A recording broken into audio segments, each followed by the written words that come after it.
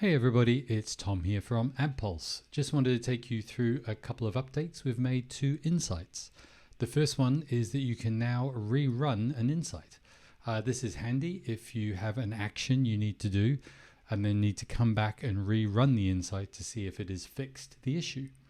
Most insights run daily and you can actually see here how recently the insight has run. The second one is specifically for the add links have an error critical insight. You can now actually update the URL within Adpulse, send it down the pipe to Google, and it will update the URL in the ad for you. This is actually a really good example of when you would rerun an insight. So let's rerun that and double check. There you go. So the URL has been sent to Google, the insight is rerun and validated that there are no more errors, well, for that one. And that's it.